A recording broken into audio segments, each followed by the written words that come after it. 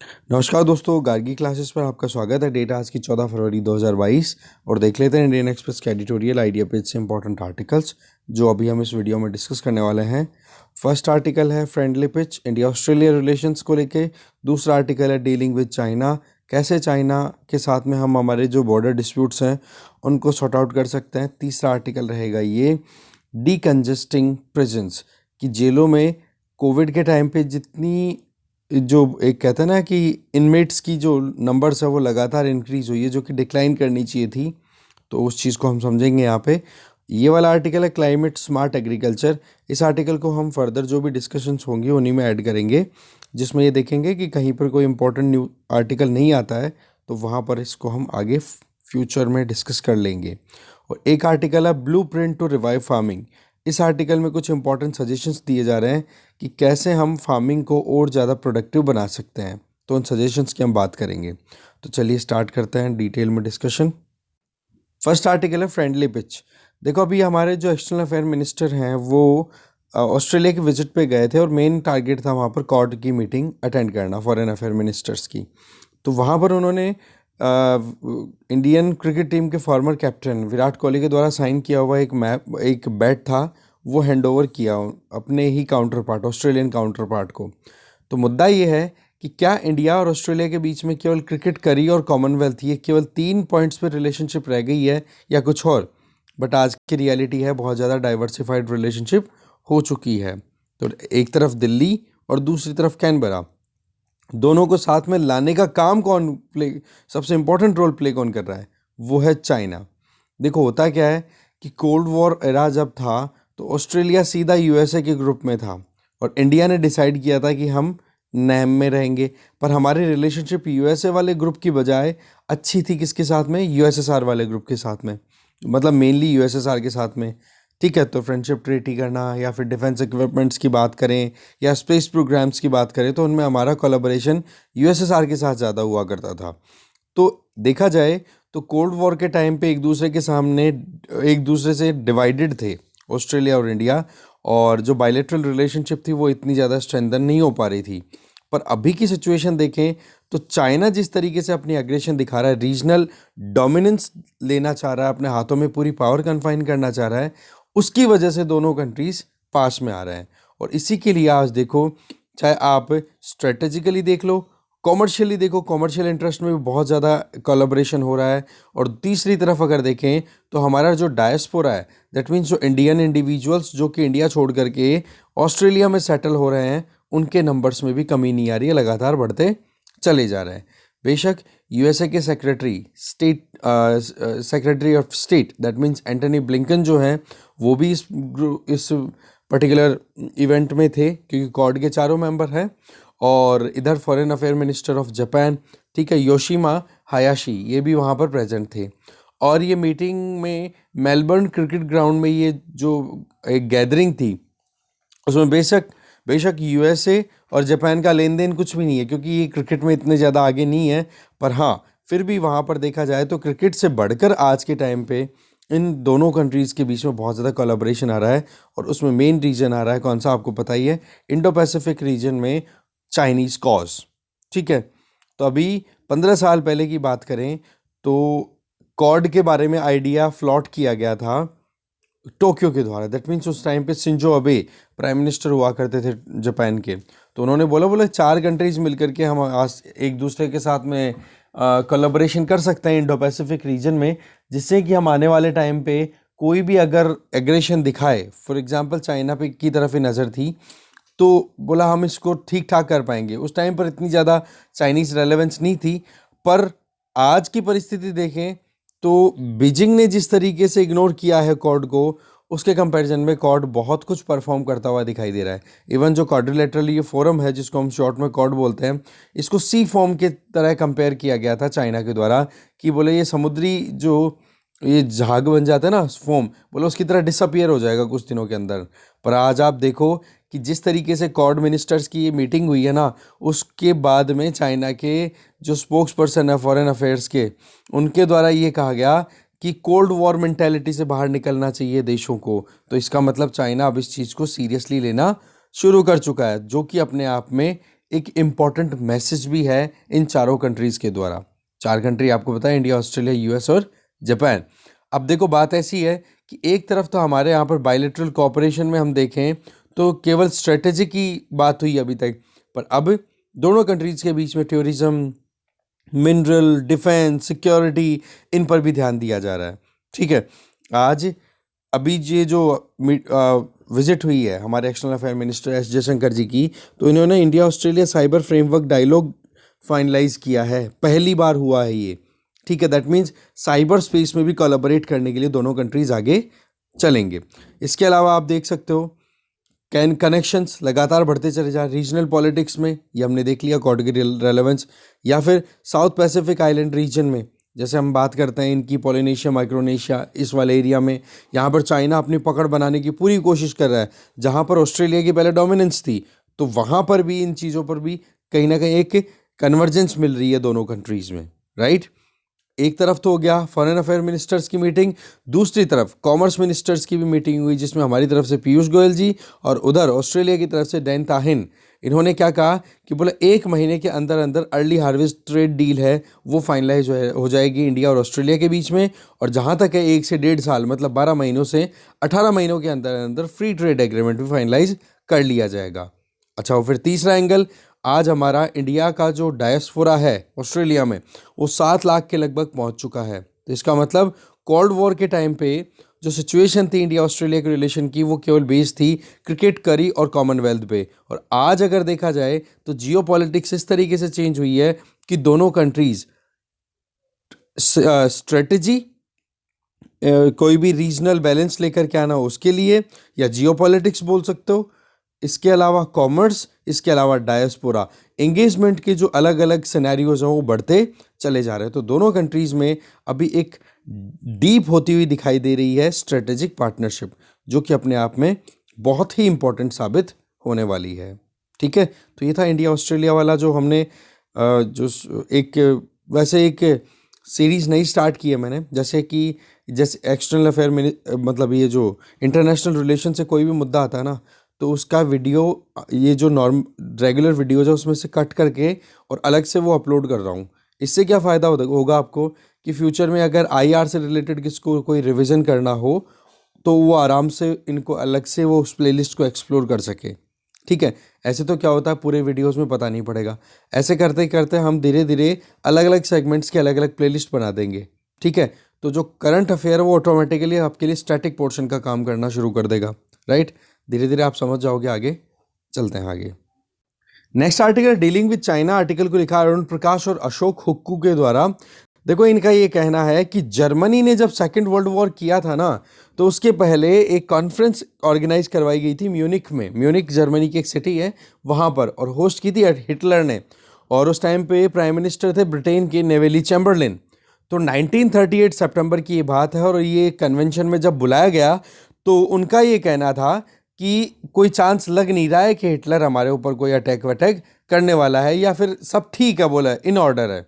पर आपको भी पता है कि 1939 में पोलैंड में इन्वेड करवा दिया गया था हिटलर ने अपनी आर्मी के द्वारा। दैट मीन्स पोलैंड पे अटैक कर दिया था। और हिटलर ने क्या बोला था उस टाइम पे, बोला कि मैंने ये जो म्यूनिक में कॉन्फ्रेंस ऑर्गेनाइज की थी ना, इसमें मुझे पता पड़ गया कि मेरे जो ये जो पड़ोसी दुश्मन है ना, ये बोले एक छोटे से वॉर्म से ज़्यादा नहीं, मतलब कीड़े मकोड़ों से ज़्यादा बड़ी चीज़ नहीं है, इतना ज़्यादा हो गया था। एग्जैक्टली आप देख सकते हो म्यूनिक मूवमेंट जो था वो 1962 में आया था, जब चाइना की जो एक पॉलिटिकल लीडरशिप थी उसको हमने भी अंडरस्टैंड करने में बहुत गलती की थी। ठीक है, जिसकी वजह से हमें मिलिट्री डिफीट का सामना करना पड़ा सीनो इंडियन वॉर में। अक्टूबर 20 1962 की बात है, जब इंडिया ने 7th इन्फेंट्री ब्रिगेड हमारी तरफ से जो थी उसको 11th पीपल्स लिबरेशन आर्मी की जो 11th डिवीज़न थी उसने हमें हरा दिया था। इंडियन सोल्जर्स ने अपनी अंतिम सांस तक भी पूरी जान लगाए रखी कि कैसे भी करके हमें हार नहीं माननी।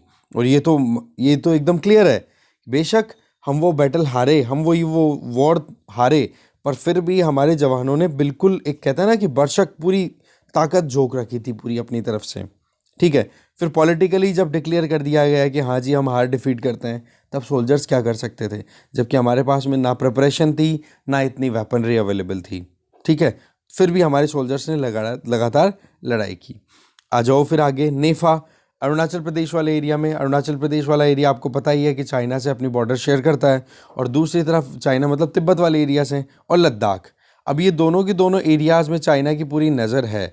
इवन उस टाइम पर तो आपको पता है जवाहरलाल नेहरू जी का अगर आपने स्पीच सुना हो 1962 वॉर जब हम हार चुके थे, तब उन्होंने यहाँ तक कह दिया था कि असम के लोगों को डरने की ज़रूरत है, हम आप लोग डरने की ज़रूरत है नहीं, हम आप लोगों को फिर से इंडिया में इंटीग्रेट कर लेंगे या हम जल्दी ही साथ में होंगे। तो इस तरीके से बहुत ही ज़्यादा एक लो टोन वाला एक स्पीच था वो।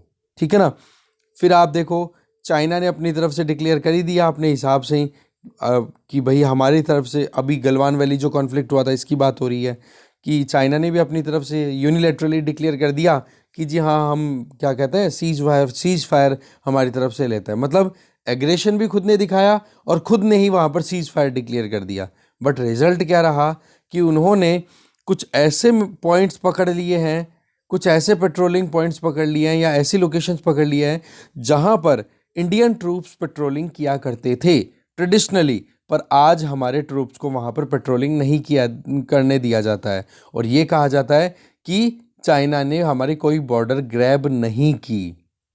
अब देखो कॉन्ट्राडिक्शन, कि एक तरफ तो ये कहा जाता है जो हमारा पॉलिटिकल स्टैब्लिशमेंट है उसके द्वारा कि चाइना ने कोई हमारी ज़मीन नहीं हड़पी, और दूसरी तरफ हम लगातार यही डिस्कस कर रहे हैं कि पेट्रोलिंग पॉइंट 15 पता नहीं कितने हैं वो पेट्रोलिंग पॉइंट्स।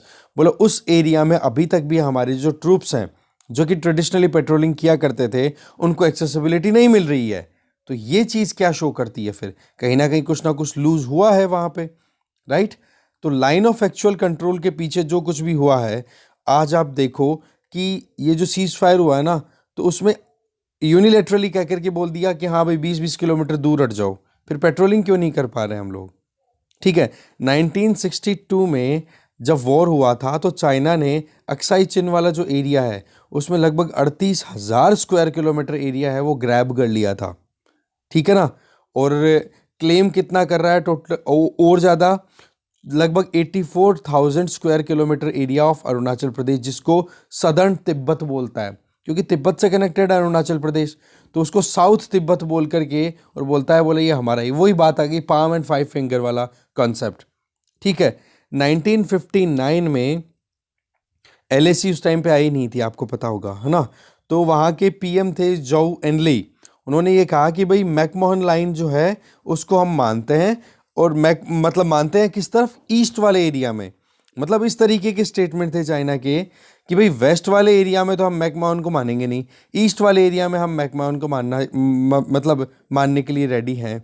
तो इस तरीके से कॉम्प्लिकेशंस बहुत ज़्यादा हो गई थी, और इन कॉम्प्लिकेशंस का ही फ़ायदा चाइना ने हमेशा से उठाया है। फिर आपको पता है 1962 में इन्वेड कर दिया, इन्वेड करने के बाद में उधर असम तक पहुंच गए, और इधर लद्दाख वाले एरिया में भी बहुत आगे तक आ गए, और लद्दाख का अक्साई चिन वाला एरिया है वो फिर फिजिकली ग्रैब कर लिया है, जो आज तक भी पकड़ रखा है। तो ऐसे में बॉर्डर वॉर्स की अगर बात करें तो हमारे और चाइना के बीच में टेरिटरी कैसी है, मतलब एक तरीके से बाउंड्री डिस्प्यूट तो अभी तक भी ख़त्म नहीं हो रहा। इवन लीडरशिप ने भी अपनी तरफ से कोई कोशिशें नहीं दिखाई, बस छोड़ दिया पिछले 60 सालों में कि भाई कैसे भी करके टाइम अपने आप हील कर देगा इन घावों को, पर ऐसा कुछ हुआ नहीं। ठीक है, दूसरी तरफ अगर देखें रिलेशनशिप की बात करें दोनों कंट्रीज़ के, तो बोला बॉर्डर को साइड में रख दो और बाकी रिलेशनशिप को और एनकरेज कर लेंगे हम, तो क्या पता टाइम के साथ साथ में हम थोड़ा सा कन्वर्जेंस लेकर के आ जाएं और प्रॉब्लम सॉर्ट आउट हो जाए। तो आज हमारा ट्रेड तो $100 बिलियन से ज़्यादा है, जिसमें चाइना को ज़्यादा फेवर होता है, बट उसके बावजूद भी एलएसी के अक्रॉस में कोई प्रॉपर डिमार्केशन नहीं है, कोई प्रॉपर वहाँ पर बाउंड्री लाइन फिक्स नहीं की गई है। दैट मीन्स दोनों कंट्रीज अपने अपने परसेप्शन लेकर के चल रहे हैं। एक सोचता है कि इंडिया की तरफ वाली ज़मीन हमारी है, और इंडिया ये सोचता है कि चाइना ने जो ग्रैब कर रखा है वो हमारी है। तो कोई भी रेजोल्यूशन प्रॉपरली नहीं आ रहा है। ठीक है, तो इस तरीके से हमारी सिचुएशन कॉम्प्लेक्स है। अगर चाइना के साथ में रिलेशनशिप की बात करें, देखो हमारी जो इंटरनेशनल बॉर्डर्स की बात करें, उसमें बांग्लादेश के साथ में हमारी जो डिस्प्यूटेड टेरिटरी थी ना, वो हमने लैंड बॉर्डर में तो बहुत हद तक सॉर्ट आउट कर ली है। हाँ, वो बात ठीक है कि बे ऑफ बंगाल में अभी कुछ है, एक दो आइलैंड्स हैं जहाँ पर एक कहते हैं ना कि डाउट या डिस्प्यूट रहता है, पर फिर भी बॉर्डर एरियाज की बात करें तो बहुत हद तक सॉर्टेड है बांग्लादेश का। नेपाल की बात करें तो आपको पता है काला पानी, लिपुलेख, लिम्पिया वाला वो ट्रायंगल है, उसको लेकर के अभी रिसेंट एक कंट्रोवर्सी चल पड़ी थी। और भूटान के साथ वैसे हमारे रिलेशन अच्छे रहते हैं, कोरडाइल ही है ना। बाकी इधर वेस्ट में आपको पता है पाकिस्तान के साथ, ठीक है। उधर म्यांमार की बात करें तो बॉर्डर इशू कोई है नहीं, बट हाँ उधर पोरस बॉर्डर है। दैट मीन्स कि म्यांमार के जो लोग अपनी बॉर्डर वहाँ पे लगभग 16 किलोमीटर की डिस्टेंस है, 16 से 20 किलोमीटर, 16 किलोमीटर का डिस्टेंस है जहाँ तक इंटरनेशनल बॉर्डर के क्रॉस जा कर के इधर म्यांमार के लोग और 16 किलोमीटर के इधर के लोग एक दूसरे के साथ वो रिश्तेदारी वाला उनका रिलेशन है, तो वो आ जा सकते हैं। बाकी वहाँ पर बॉर्डर डिस्प्यूट है नहीं। बाकी अगर बड़े बॉर्डर डिस्प्यूट्स की बात करें तो हमारा मेजर किसके साथ है, एक तो चाइना और एक इधर रही है पाकिस्तान, जो कि पाकिस्तान ऑक्यूपाइड कश्मीर अभी तक भी उनके हाथों में है, ठीक है। इसके आगे अगर देखें, फिर आगे राइटर ये बताना चाह रहे हैं कि गलवान वैली क्लैश आपको पता ही है कि किस तरीके से हुआ था और 22 महीनों का स्टैंड ऑफ रहा। पर आप देखो कि अभी तक भी हम जो पेट्रोलिंग पॉइंट्स है वो ग्रैब नहीं कर पा रहे हैं जो हमारे खुद के थे। तो इसका मतलब ये हो गया कि चाइना ने वो चीज़ें कैप्चर कर ली है। अभी तक लगभग 22 राउंड्स की मीटिंग हो चुकी है जो मिलिट्री कमांडर्स हैं उनके बीच में, पर उसके बावजूद अभी भी कोई अच्छा ब्रेक थ्रू मिल नहीं पाया है। केवल एक चीज़ को छोड़ देना, डी एस्केलेशन, कि हाँ भाई दोनों एक दूसरे के ऊपर ज़्यादा वो अटैक करने की सोचेंगे नहीं या फिर जो मिलिट्री प्रेजेंस है उसको थोड़ा सा कम करेंगे, उसके अलावा कुछ भी नहीं है। तो बात ऐसी है कि जवाहरलाल नेहरू जी के द्वारा जो एक मिसअंडरस्टैंडिंग डेवलप की गई थी हिंदी चीनी भाई भाई, बोलो वही चीज़ हमने कहीं अभी डेवलप तो नहीं कर ली है, क्योंकि प्राइम मिनिस्टर नरेंद्र मोदी जी ने भी लगातार शी जिनपिंग के साथ में मीटिंग अच्छी खासी अभी बैक टू बैक की है। पर हमें हाथ क्या मिला है, वही फिर से एक तरीके का धोखा। दूसरा, हमारे यहाँ पर कोई भी अभी वाइट पेपर रिलीज नहीं किया गया है, ना तो पार्लियामेंट में और ना ही पब्लिक। वाइट पेपर क्या होता है, किसी भी चीज़ को लेकर के अगर गवर्नमेंट वाइट पेपर रिलीज कर रही है दैट मीन्स गवर्नमेंट का एक क्लियर कट प्लान आ जाता है उसमें कि सरकार का क्या सोचना है, कैसे सिचुएशन में सरकार का क्या एक्शन रहने वाला है।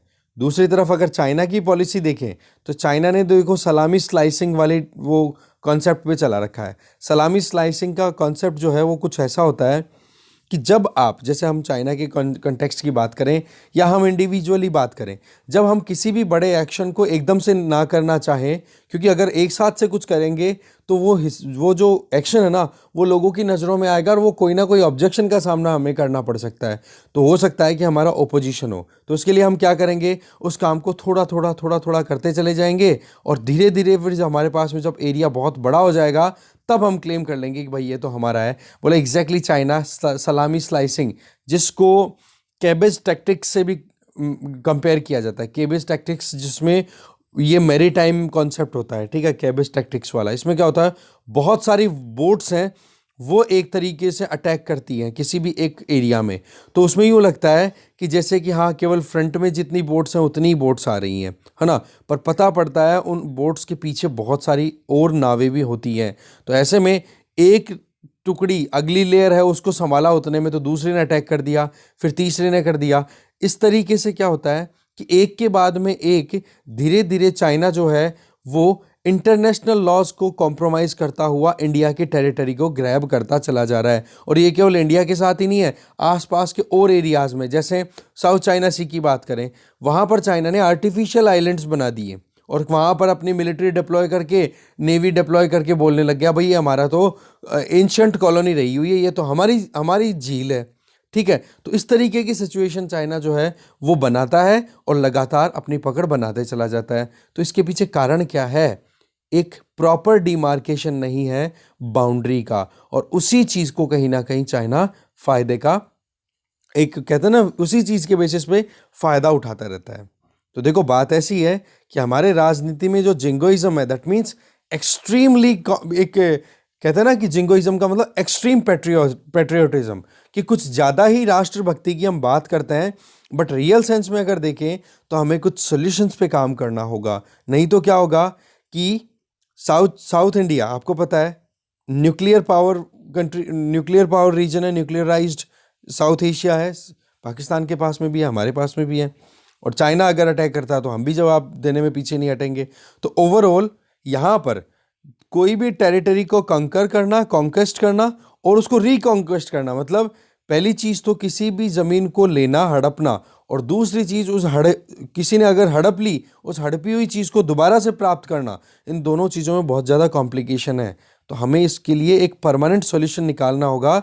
नहीं, चाइना क्या करता है, ये जो भी एक कहता है ना डिस्प्यूटेड जो बॉर्डर है, उसका फायदा उठाता रहता है और वहां पर अपनी ही क्लेम बढ़ाता चला जाता है। वही आ गया सलामी स्लाइसिंग वाला, कि थोड़ा थोड़ा करके और आगे ज़मीन ग्रैब करता चला जाता है और फिर उसके बाद पता पड़ता है एक दिन कि हमारी ये तो हमारी ज़मीन है। जैसे आप देखते हो ना एनक्रोचमेंट कैसे होता है, हमारे यहाँ पर भी सलामी स्लाइसिंग होती है। नोटिस किया हो आपने कि सड़कों पर किस तरीके से दुकानदार हैं, वो अपना पूरा धीरे धीरे करते करते आगे तक बढ़ा लेते हैं सामान, मतलब आधी दुकान तो दुकान के बाहर लगा देते हैं। तो ऐसा ही कुछ चाइना अपनी दुकान खोल रहा है। इसके आगे अगर देखें तो राइटर्स हैं वो सजेशन दे रहे हैं। तो फर्स्ट सजेशन तो इनका ये है कि जो पीएम जोऊ ने 1960s के टाइम पे अपनी तरफ से सजेशन दिया था डिमार्केशन ऑफ बॉर्डर, तो उसको हमें नेगोशिएशंस में लाना चाहिए। ये एक तरीका का क्विड प्रो क्यो होगा। दैट मीन्स कि हम एक हाथ देंगे दूसरे हाथ लेंगे। जैसे मैकमोहन लाइन को रिकॉग्नाइज करने के लिए चाइना रेडी है, तो ऐसे में हम क्या करेंगे कि वेस्टर्न लद्दाख वाला जो एरिया है, मतलब वेस्टर्न लद्दाख नहीं, जहाँ पे अभी प्रॉब्लम चल रही है, मतलब अक्साई चीन को टेक ओवर कर चुका है चाइना, तो अब उसको हम रिक्लेम करें, उसके लिए पता नहीं कितना टाइम लगेगा। ठीक है, 60 साल से ज़्यादा टाइम बीत चुका है, अभी तक कोई आउटकम नहीं है। और दूसरी तरफ चाइना जो है वो अरुणाचल प्रदेश के अक्रॉस, आपको पता है वहाँ पर छोटे मोटे गांव शहर ये बसा भी रहा है। तो उस चीज़ के लिए हमें थोड़ा सा सोच समझ करके आगे चलना होगा कि हम आगे आने वाली जनरेशन्स को ये टेंशन ही देना चाहते हैं या फिर कुछ सॉर्ट आउट करें। सॉर्ट आउट का तरीका कि एक हाथ से तो चलो ठीक है, अक्साई चीन वाला जो मैटर है उसमें कहते हैं कि भाई तेरे पास में जो है तू रख, पर दूसरी तरफ जो है कि अरुणाचल प्रदेश, उस पर तेरी क्लेम कोई होगी नहीं, और बाकी कहीं पर भी अगर टेरिटोरियल डिस्प्यूट हो उनको वहीं पर ख़त्म कर दो। एक तरीके से ये एक हाथ दे एक हाथ ले वाला सिस्टम, इसको ट्रेड ऑफ भी बोलते हैं, एक्सचेंज वाली बात की जा रही है। पर इसमें बहुत ज़्यादा पॉलिटिकल बोल्डनेस की ज़रूरत होगी। यहाँ पर वही बात है कि चाइना को इस तरीके से अगर ज़मीन सेटल करने का अगर कर भी लिया ना किसी पॉलिटिकल पार्टी की सरकार ने डिसाइड, तो अगली साल हो सकता है कि वो चुनाव हार जाए। तो ऐसा कोई जल्दी से हमारे यहाँ पर करेगा नहीं। तो एक तो सजेशन ये दिया जा रहा है। दूसरा ऑप्शन ये आ जाता है कि चाइना के ऊपर डिप्लोमेटिक प्रेशर बनाया जा सकता है। ठीक है, चाहे मतलब एक कहते हैं ना कि साइकोलॉजिकल प्रेशर बनाया जा सकता है, ट्रेड वाला प्रेशर बनाया जा सकता है। क्योंकि आज आपको पता है कि चाइना से हम $100 बिलियन से भी ज़्यादा ट्रेड करते हैं और चाइना को ज़्यादा फेवरेबल है वो ट्रेड। तो इस केस में अब इसके लिए क्या कर सकते हैं कि सबसे पहली चीज़ तो चाइना की वो सारी टेरिटरीज जहाँ पर चाइना अभी हमारे लिए ज़्यादा एग्रेशन नहीं दिखा रहा है, मतलब यूँ मानो कि ऐसी स्ट्रेटेजिक टेरिटरीज को हमें कैप्चर कर लेना चाहिए जिससे कि हम प्रॉपर नेगोशिएट कर सके। जैसे कि आपको पता है कि चाइना ने क्यों डीएस्केलेशन किया, क्योंकि हमारे जो ट्रूप्स थे उन्होंने कैलाश रेंज थी उसमें सबसे इंपॉर्टेंट प्लेसेस को जल्दी से कैप्चर कर लिया था हमारी स्पेशल फोर्सेस ने। तभी तो चाइना एकदम सीधे सीधे रास्ते पे आया था, क्योंकि दबाव बन गया कि भाई कहीं पर भी चाइना ने अगर थोड़ा सा भी एग्रेशन दिखाया तो इंडियन ट्रूप्स भी हैं, वो भी अच्छी खासी पोजीशन में है कैलाश रेंज में, तो बोलो वो अच्छे खासे जवाब देंगे। तो ऐसे में हमें भी हमारी तरफ से ऐसी स्ट्रेटेजिक लोकेशंस को कैप्चर करना चाहिए। ये नहीं देखना चाहिए कि हाँ जी हमारे ऊपर कोई अटैक करेगा तो ही हम डिफेंसिव करेंगे, कई बार हमें अटैकिंग भी होने की ज़रूरत है। तो दूसरा सजेशन ये दे रहे हैं। तीसरा सजेशन, चाइना की इकोनॉमी, चाइना की इंडस्ट्री डिपेंड करती है मैरीटाइम सिक्योरिटी पे, जो इंटरनेशनल ट्रेड होता है। तो क्यों नहीं हम इंटरनेशनल जो ट्रेड चाइना का होता है उसमें मलक्का स्ट्रेट का बहुत इंपॉर्टेंट रोल है, जिसमें एक तरफ तो आपको पता है मलेशिया सिंगापुर वाला एरिया है और नीचे इधर सुमात्रा जावा ये वाला आइलैंड्स आ जाते हैं, किसके, इंडोनेशिया वाले। तो वहाँ पर इंडिया की पकड़, इधर आप देखोगे तो सुमात्रा के जस्ट पास में अंडमान एंड निकोबार लोकेटेड है, और अंडमान निकोबार में हमारी आपको पता है कि जो आपकी ट्राई सर्विस फैसिलिटी है वो अवेलेबल है। तो हम स्ट्रेटेजिकली या मिलिट्रीली बहुत स्ट्रॉन्ग है, तो वहाँ से मलक्का स्ट्रेट पे हमारी लगाम कसी जा सकती है, हम लगाम कस सकते हैं चाइना के ट्रेड पे। दैट मीन्स कि अगर कहीं पर भी चाइना हमारे साथ में कुछ बिगाड़े, कुछ गड़बड़ करे, तो वहाँ पर हमारे जो दूसरे जो फ्रेंडली कंट्रीज़ हैं, जैसे सिंगापुर के साथ हमारे रिलेशन अच्छे हैं, तो उसके साथ में मिल कर के और फिर बाद में आप चाइना के ट्रेड को एक बार डिसरप्ट कर सकते हो। ठीक है, तो ऐसे में चाइना ऑटोमेटिकली घुटनों के बल आएगा। और लास्ट ऑप्शन की बात करें तो ये कि भाई जो स्टेटस को है अभी जो है, जिसमें हमने 50,000 से 60,000 ट्रूप्स डिप्लॉय कर रखे हैं, उस डिप्लॉयमेंट को कंटिन्यू रखना है। और जिस तरीके का इंफ्रास्ट्रक्चर अभी जिस पेस के साथ डेवलप हो रहा है उसको हमें डेवलप करते रहना चाहिए। ठीक है, तब और बाकी तो देखो, चाइना है वो एक तरीके से स्वॉर्ड ऑफ डेमोक्ल्स, दैट मीन्स कि आने वाले टाइम पे अब कभी भी चाइना अटैक कर दे या चाइना के साथ हमारी लड़ाई हो जाए, ऐसी सिचुएशन हमेशा बनी रहती है। ठीक है, एक ऐसी कहते हैं ना कि एक डिजास्टर जो कि कहीं ना कहीं फोर्थ कमिंग है, दैट मीन्स अभी ड्यू है, उसका पता नहीं होगा कब, पर हाँ कहीं ना कहीं डर है दिमाग में, तो उसके लिए हमें इन चीज़ों पर ही काम करना होगा। तो ये 4 सजेशंस दिए गए हैं। ठीक है, तो ऐसी बात है, आगे चलते हैं। नेक्स्ट आर्टिकल है डीकंजेस्टिंग प्रिजन्स। आर्टिकल को लिखा है प्रतीक्षा बख्शी जी ने। देखो, इनका ये कहना है कि पेंडेमिक के टाइम पे जिस तरीके से जेलों में, मतलब आप कह सकते हो कि जो ओवर क्राउड हुई है उसको सॉर्ट आउट करने के लिए सुप्रीम कोर्ट ने अपनी तरफ से स्टेटमेंट दिए थे कि भाई आप कैसे भी करके हाई पावर्ड कमिटीज कॉन्स्टिट्यूट करो हर एक स्टेट में, और जिन प्रिजनर्स को आप फ्री कर सकते हो उनको फ्री करो, क्योंकि ये जो पेंडेमिक है ये बहुत ज़्यादा प्रॉब्लम क्रिएट कर देगा। अब देखो, बात ऐसी है कि एक तरफ तो इनमेट्स दैट मीन जेल में जो हैं उनके नंबर्स बढ़ते चले जा रहे हैं, दूसरी तरफ अगर देखें तो जो अंडर ट्रायल हैं या फिर जिनको फ्री करना है, कन्विक्शन जिनका कंप्लीट हो गया है, जिनकी सज़ा पूरी हो चुकी है, उनको जेलों से फ्री करना, वो चीज़ें अभी भी प्रॉपर नहीं हो रही है। तो ज़रूरत क्या है कि एक फ्रेश थिंकिंग देने की ज़रूरत है। जो भी कमियां हैं हमारे, आप कह सकते हो ना कि जुडिशियल सिस्टम की अगर हम बात करें, ऐसे में क्रिमिनल जस्टिस सिस्टम के जो 3 पिलर्स होते हैं जिनमें हम बात करते हैं, एक तो जेल्स, सबसे पहले तो देखो पुलिस, फिर कोर्ट और फिर जेल्स। जेल में रिफॉर्मेशन का काम होता है। ठीक है, तो इस केस में कहीं ना कहीं हमारे यहाँ पर अच्छे से एक कहते हैं ना कि आउटकम अच्छा नहीं निकल पा रहा है। ओमिक्रॉन वेरिएंट ज़बरदस्त फैल चुका है, उसको भी, उसकी वजह से भी बहुत प्रॉब्लम हो रही है। कोविड एप्रोप्रिएट बिहेवियर की हम बात करें तो उसको लेकर के भी बहुत सारे इंडिविजुअल्स ने जब लापरवाही दिखाई स्ट्रीट पे या रोड्स पे, तो उनको उठा करके जेल में डाल दिया। तो राइटर का ये कहना है कि हमारे यहाँ पर जेलों में जो क्रिमिनल्स थे या फिर जिनको भी आपने जेलों में डाला उनके नंबर्स तो हैं ज़्यादा, और जिन लोगों को रिलीज़ करना था उनके नंबर्स हैं कम। तो ऐसे में हमारे यहाँ पर क्राउड बहुत ज़्यादा हो चुकी है। तो ये चीज़ अपने आप में बहुत ज़्यादा, एक कहते हैं ना, क्रिमिनल जस्टिस सिस्टम पे क्वेश्चन तैयार कर देती है कि भाई आप इस तरीके से बैलेंस नहीं बनाओगे तो ह्यूमन राइट्स का वायलेशन भी होता है। कारण कि बीमारी आपको पता है कि कितनी ज़्यादा खतरनाक बीमारी है ये, फिर भी उसके बावजूद आपने लगातार जो प्रिजनर्स हैं उनको वहीं पे जेल में डाले रखा, उल्टा और भर दिया, एक्स्ट्रा और ला दिए। ठीक है, तो ऐसे में लगभग आप देखो कि लगभग 31.8% इंक्रीमेंट देखा गया किसमें, अंडर ट्रायल प्रिजनर्स को जेल में डाले रखना। इसके अलावा जो डिटेन्यूज है, डिटेन्यूज का मतलब, या डिटेन्यूज इनको हम बोलते हैं, जिन जो लोग नज़रबंद रखने होते हैं, उनमें इंक्रीमेंट कितना रहा, 40.1%। 2015 से अगर कंपेयर करें 2020 में, तो आप देख लो कि इतना ज़्यादा नंबर्स में, परसेंटेज में इंक्रीज हुआ है कि अंडर ट्रायल लोग हैं उनको भी जेल में डाल रखा है, और जो नज़रबंदी जिनको रखनी है उनकी भी। तो ऐसे में आज की परिस्थिति देखें तो अंडर ट्रायल जो जितने भी लोग हैं उनमें 70% लोग कौन सी कम्युनिटी से बिलोंग करते हैं, जो मार्जिनलाइज्ड क्लास है, कास्ट है, रिलीजन है, जेंडर है, दैट मीन्स जो हमारे यहाँ पर वीकर सेक्शन है, ठीक है, उससे बिलोंग करने वाले लोग ज़्यादातर अंडर ट्रायल है। दैट मीन्स उनको, या देखो, कन्विक्शन रेट अगर अच्छी होती तो इससे क्या होता, या तो सज़ा मिल जाती कि हाँ जी फाइनल है, ये अक्यूज्ड है, ये ही कल्प्रिट है, इसको सज़ा मिलनी चाहिए। पर अंडर ट्रायल में क्या होता है कि क्लैरिटी तो आती नहीं है कि वाकई में वो दोषी है या नहीं जिसको आप सज़ा दे रहे हो। ठीक है, तो ये चीज़ें बहुत इंपॉर्टेंट हो जाती है। सुप्रीम कोर्ट ने हाई पावर्ड कमेटी कॉन्स्टिट्यूट करने के लिए बोली थी अलग अलग स्टेट्स को, और हाई पावर्ड कमेटी कॉन्स्टिट्यूट होने के बावजूद भी हमारे यहाँ पर जो कन्विक्ट्स हैं उनके ये हाई पावर्ड कमेटी क्यों कॉन्स्टिट्यूट की गई थी कि भाई देखो केस टू केस देख लो कि भाई किस किस को छोड़ देना चाहिए हमें जेलों से। छोड़ने का मतलब होता है कि हाँ वो जाकर के थोड़ा सा रिड्यूस करे जो प्रेशर है जेलों पर, है ना। और फिर उसके बाद में पेरोल पे जो जाते हैं, फिर उसके बाद में वापस उनको पकड़ो, ठीक है।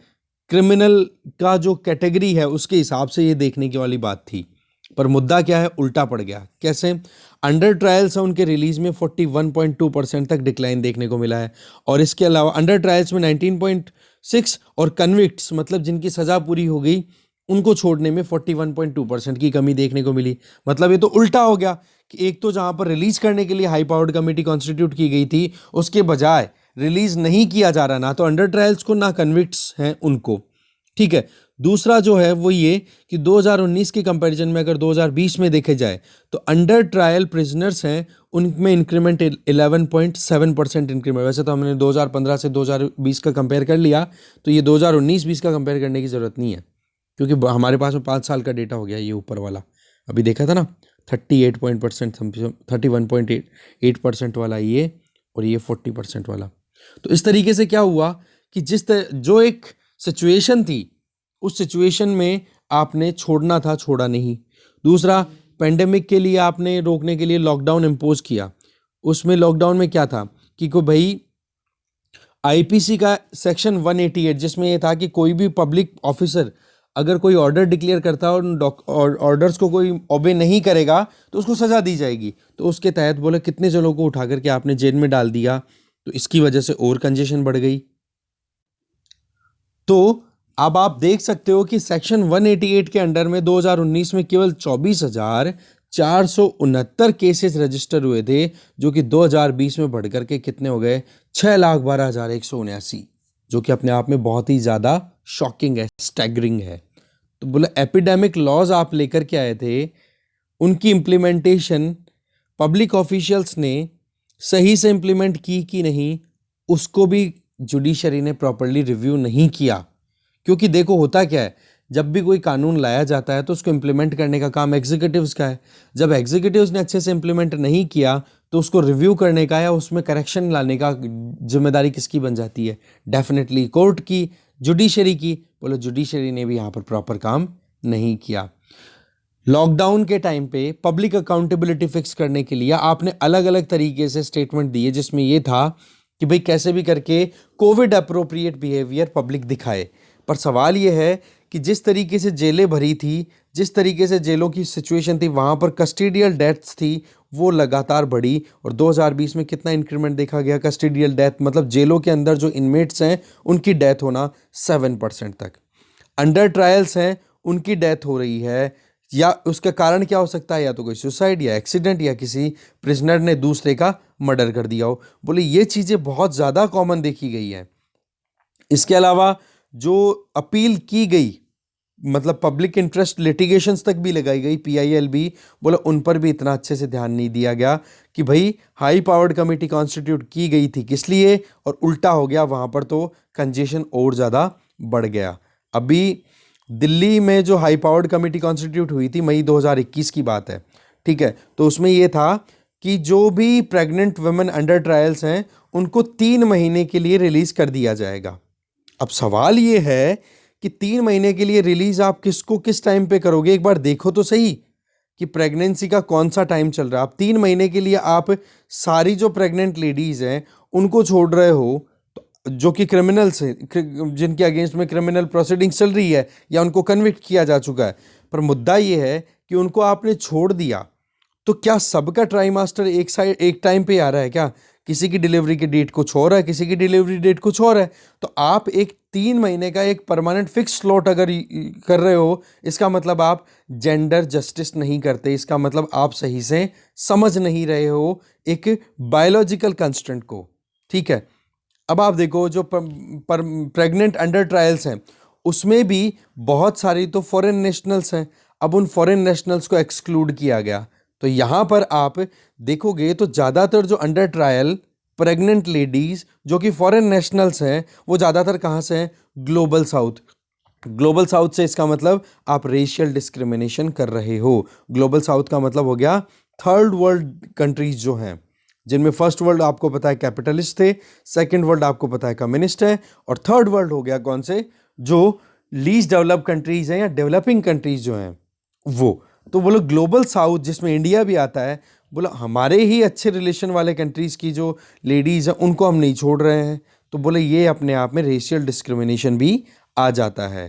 तो देखो भाई, इस तरीके से जेलों में जो क्रूअल या इनह्यूमन पनिशमेंट दी जाती है, तो ये तो ह्यूमन राइट्स का वायलेशन है।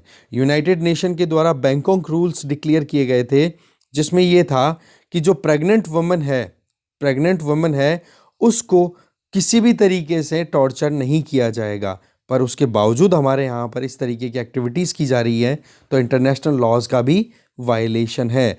हमें ज़रूरत है कि पब्लिक हेल्थ और जेंडर सेंसिटिव अप्रोच तैयार करने की, जिससे कि जितने भी अंडर ट्रायल्स हैं, जो लोग जिनके अगेंस्ट में जो क्रिमिनल प्रोसीडिंग चल रही है, जिसकी ग्रेविटी इतनी ज़्यादा नहीं है, जितनी परिस्थिति के हिसाब से उनको रिलीज़ किया जा सकता है कि हाँ जी ज़्यादा बड़ा क्राइम नहीं है, ठीक है, तो उनको तो कम से कम रिलीज़ करना चाहिए।